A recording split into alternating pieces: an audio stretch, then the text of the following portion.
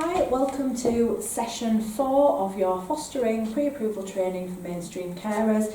The title of this session is Approaches to Difficult Behaviour and an Introduction to Attachment.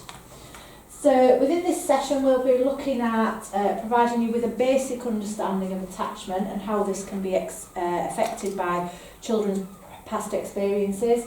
We'll be looking at the importance of providing children with a secure base, and we'll be helping you to think about how you can promote positive behaviours in children. So there's a slide there that says what is attachment. So at this point I usually ask people in the room to just shout things out to me, and generally the kind of things that people say are safety, security, a bond, love, a sense of belonging, that kind of thing. And that stuff is all really important. Back in history, children were seen as just having basic needs, such as needing feeding, to be kept warm. But attachment is actually a basic need of children, and theory in the last century has evolved around this, looking at the fact that actually we're all social animals and we're all born with the need to attach. We're all born with the need for closeness, with the need to belong. So if all children need this, then this is something that we really need to meet, and it's not something we can just cast aside. A lot of our children who come into the care system have not had this need met. And that's why it's really, really crucial that we understand how we can promote this for our children. So a couple of quotes there. Attachment is a child's emotional bond with the person or people who care for them, and quality of attachments shape emotional and physical development and behaviour. So what you might see in your own children sometimes in their behaviours, the place that behaviour comes from is very different to our looked after children and where their behaviours come from. Their behaviours are based on their past and all about keeping themselves safe. Very rarely will you see one of our children who've experienced trauma, and that's the key here, these children have experienced trauma. Very rarely will you see these children just behaving for the same reasons, i.e. I'm frustrated, I can't get my own way. It runs much deeper than that. It's that I can't get my own way and that feels unsafe. I need some control over my life. It's all about safety and staying in control. So how does attachment happen then? How does the process take place? So children start off, they experience a need. So a child will have a need. And we're talking about a newborn baby here. So think about something that a newborn baby needs. That might be food. So a newborn baby might feel hungry. And for a newborn baby, that feeling comes upon them that I'm hungry, I'm hungry. As a newborn baby, they have no understanding or concept of what that is, what it means. All they know is it doesn't feel very nice. So they start to feel stressed and anxious, and they let us know by crying. So when that baby goes, what they're saying is, this doesn't feel nice, make it better please, feed me now. So what the carer might do is feed the child. And as they feed the child starts to feel calm and content because that need has been met. But what we're also doing with that child is we're not just feeding them, we're interacting with them. So while we're feeding them, we're going, there we go, is that better? No, you're beautiful. We're talking to that baby, we're interacting with them, we're having positive interactions with the baby. And so by doing that, all the time we're building up security, trust and attachment. And we continue to go round this cycle until we start to see a change at this point, where a child starts to experience a need, and it might not be nice, but they know that it's going to get better because you make it better. So as a baby, as I'm developing, as I'm growing, my brain is giving me the messages that here's that horrible feeling again, but these big people make it better. And so you see less stress, less anxiety, to a point where I'm able to manage my own emotions. Now, what happens when this process isn't followed is a child will experience a need. They will have that stress and anxiety, but the need will not be met. And so they will continue to feel stressed and anxious. And actually what we then develop is distrust and insecurity. Now, I'm going to show you a quick diagram, a very simple diagram of the developing brain. This is exactly what your brain looks like. So what we've got here is we've got the brain stem. So the brain starts with the brainstem, and the brainstem is responsible for heart rate, breathing, all those kind of functions. Okay. Then the next thing to develop, and this is in the womb, is the emotional brain. Okay.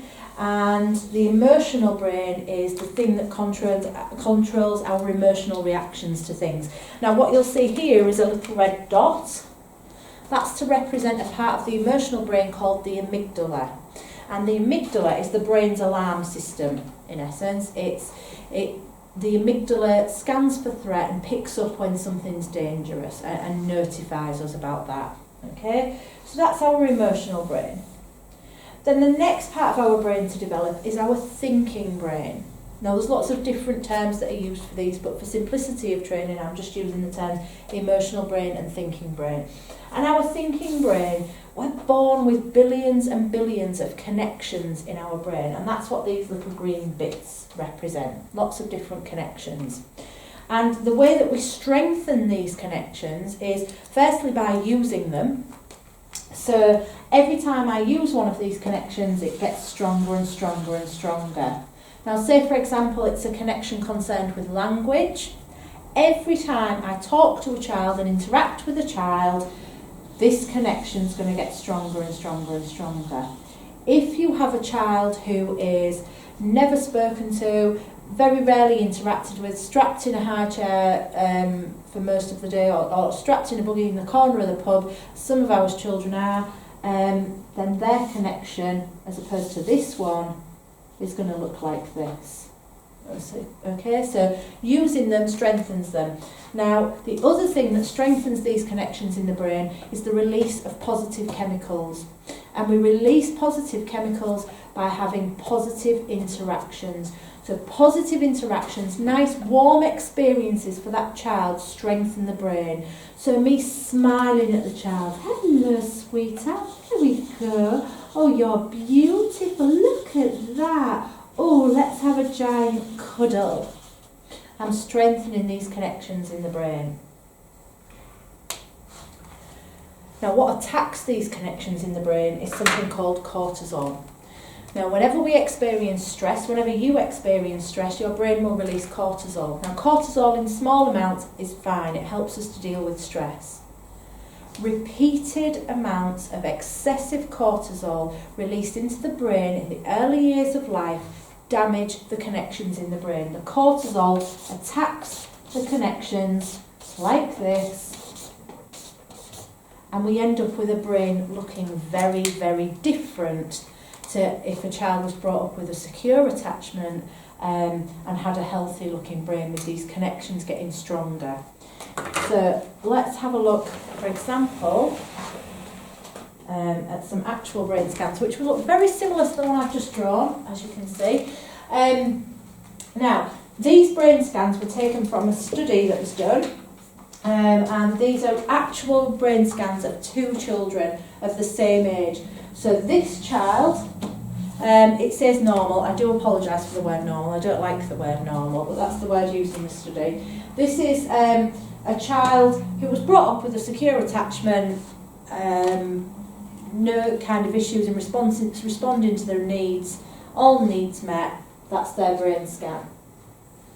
This child here was brought up in a severely neglectful environment. This child was locked in a basement and severely neglected. Now what you can see is these brain scans are completely different. Okay, now your slide will be in black and white. As you can see, these are in colours. So not only are the shapes and the blobs different, but actually the colours are different. They are completely different scans. And that is what we are asking you to consider when you are a foster carer. We are asking you to work with this different brain. If we work with these brains in the same way, it's not going to work. It's not going to help this child. This child needs a different approach to this child. So for those of you who have your own children, one of the things you might be thinking a foster carer needs to do is treat children as your own. In some respect, yes, absolutely. We want you to treat these children with the same regard. We want you to include them in your family as you would your own. But in terms of dealing with their emotions, their behaviour and working with their trauma, then we're talking about two completely different people, two completely different brains. So the reason that we need the thinking brain, so this part of the brain to be fully developed, is because the parts of the brain work together. So put quite simply, when our emotions are triggered, we flip our lid. Okay, so there's my emotional brain, my lid's been flipped, my emotions are triggered. My thinking brain works with memories, works with logic, works with reasoning, has a little conversation with me and puts the lid back on. And this is called emotional regulation. So by having a healthy brain, my brain is able to talk to each other and control my emotions. Okay, regulate my emotions. Our children can't do that. So to give you an example, one example I always use is when somebody doesn't indicate at a roundabout and I'm in my car, someone doesn't indicate at a roundabout and I get really angry. It's something that really pushes my buttons. So I flip my lid and instantly I'm angry and I want to shout at them, I want to beep, I want to perhaps follow them, make hand gestures out the window. I've got a 2-year-old in the back of the car. So what this part of my brain does is it retrieves memories, things I've been told, of things I know, and it has a word with me and it says, right, you've got a 2-year-old in the car, you don't want him to see you getting angry, it's not appropriate to do to follow people and get yourself into trouble, so we're just going to keep looking at the roundabout and wait till it's our turn to go. And while my brain is having a word with itself like that, it's putting the lid back on. Till my brain's like this, and it's able to function, and we can go along with our day. Okay, so emotions are triggered, thinking brain comes in, we put the lid back on, and we can make decisions and think rationally. For our children, because this part of the brain, the thinking brain, is underdeveloped, it's not able to put the lid back on. So our children get into highly emotional states and they need us to put the lid back on for them. Okay, so if you've got a child who's up there and you say to them, calm down, you need to calm down. Stop shouting. You're asking them to do something they can't do. It's up to us to calm them down, to put the lid back on. Okay, by not counteracting things, not entering into arguments. Okay, so what we're asking you to do is to provide them with therapeutic parenting, therapeutic care. Now, one of the keys to therapeutic parenting is not taking things personally. And so sometimes it might feel that something is personal, especially if a child's screaming in your face, I hate you, you hate me, you don't do anything for me. It could be quite easy to take that personally. It's not. It's about their brain development. It's about their trauma. It's about their attachment. Okay, so if we take it personally, we're less likely to be able to intervene therapeutically. So therapeutic parenting is about healing the brain. We're not trying to mend or fix these children because they're not broken, they're amazing. We want to heal those brains. I've put there significant change may not be achievable for many years. We need to be managing the base of the brain in order to assist the child to be able to regulate their own emotions and to avoid shame. We don't want our children to be living in shame and feeling ashamed. Okay, so with all this in mind, while children are going through their early life experiences and their brain is going through this, what they'll do is they'll develop an attachment style. And there's four attachment styles that we generally look at. So I've talked about the secure attachment, and that's when children are having their needs met, lots of interaction, lots of positive experiences, that brain's being nurtured and the brain is developing well. Now, these are our insecure attachment styles. So the first one here, the ambivalent attachment. An ambivalent attachment style comes about when a child sometimes has their needs met, sometimes doesn't.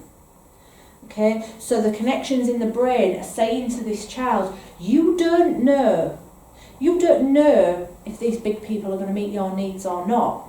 Okay, so if the newborn baby learns I need to cry to get my needs met, but sometimes that doesn't work, what they're going to do is cry louder and more and with greater intensity.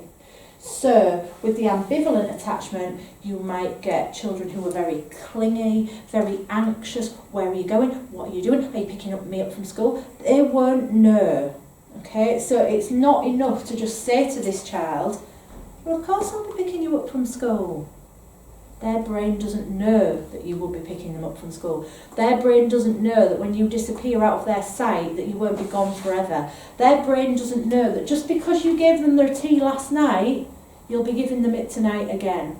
Okay, so we need to respond to this child with lots of reassurance and following through on everything that we do and showing them that things are predictable. Just telling them certainly won't be enough. Then we've got the avoidant attachment style. So the avoidant attachment style comes from children who haven't had their needs met. Okay, so they might have been given the bottle when they were hungry, but they haven't had any of that positive interaction. They might have been told to stop crying, shut up. Okay, this child has learned that emotions are bad. Emotions are dangerous, and to ask for help is dangerous. So what we see in these children is, I'm closing off my emotions, you're not getting any of that because it's dangerous, and also I'm going to look after myself. I've learned that big people, they don't meet my needs, so the only person who's going to meet my needs is me. And you will get children who are very self-sufficient and very cut off emotionally. But because they're cut off emotionally, for some of these children, it will boil to the surface sometimes and explode. Okay? Again, it was responses to this child such as, no, I'll do it. Well, why aren't you doing that? Why? Lots of questioning will be very, very threatening to these children. They need lots of support and lots of tiptoeing, so fairy steps. So you want to do it for yourself? Okay, but I'm going to show you that I'm here for you, and hopefully in time you will allow me to try and care for you. Also, what I'm going to do is I'm going to role model emotions. I'm going to show you that emotions are okay, and I'm going to talk to you about emotions and try and name emotions for you, because you might never have had that done before. Then we've got the disorganised attachment, and the disorganised attachment style, unlike these, doesn't have a pattern. So with these attachment styles, I've developed a pattern. With this attachment style, I've developed the pattern of being clingy, being anxious, clawing to people to get my needs met. This person, I've learned that just sort myself out, keep my emotions at bay, that keeps me safe. This child, the disorganised attachment style comes from frightening caring. So they've been frightened by or of their caregivers, and what that results in is I don't have a strategy to meet my needs. When I feel unsafe, I'm going to do whatever I need to do in that situation at that time to meet my needs and to make myself safe. And so you could see all sorts of different behaviours in this child. They are going to need lots of patience, lots of support, lots of reassurance. Just move that back over there. So we need to, any child that you look after, you need to think about their attachment style. And quite often with the disorganised attachment style, you'll get disorganised with ambivalent traits or disorganised with avoidant traits. Very rarely does anyone fit into one category. But you need to think, what is this child's attachment style and what's going to be the best approach? And knowing their attachment style, what behaviours am I likely to see in them? And we also need to try and think about each child's internal working model. So in the early years of life, while we're developing our attachment style based on our interactions and our experiences, we're also developing what's called an internal working model. Now this is a model that's built in our brain by our early experiences, which influences what we can expect of others and from the world and ourselves. It's kind of like a blueprint. It tells us who we are, who other people are, so for a small child, who these big people are, and what this world around me is. It tells us how to behave. It tells us how to respond to things. It tells us what to expect from things. And as a foster carer, job number one is to try and understand the internal working model of your child. And having as much information on that child as possible is going to be key to this. So if we think about a child, just let me find the right page. If we think about a child with a secure attachment then, so all their needs are met, there's lots of positive interactions, lots of nurture, lots of love, lots of happiness, lots of smiling, the kind of messages that child's brain might be giving them about who they are. Might be lovable, important, funny, cute. Adults are kind, caring, safe, fun people. And the world is exciting, it's an adventure, it's safe and it's interesting. So think about a child who's got these messages going on in their head, their brain is giving them these messages. They're going to be able to tackle all sorts. When they start to be mobile, they might pull themselves up on the furniture and they might think, oh, this feels a bit tricky, but it's okay because I've got these safe people who are kind and caring and fun, so I know I'm safe. When I get a bit older, I might want to go off and explore, and oh, that person who was by my side all the time is over there now. But it's okay because I'm important, I'm capable, I'm a good person and they're safe, so I know they'll protect me. So I'm going to be able to go off and do this exploring and this learning that I need to do. Okay? It keeps me safe, it keeps me secure. And it means that I can go off and do things.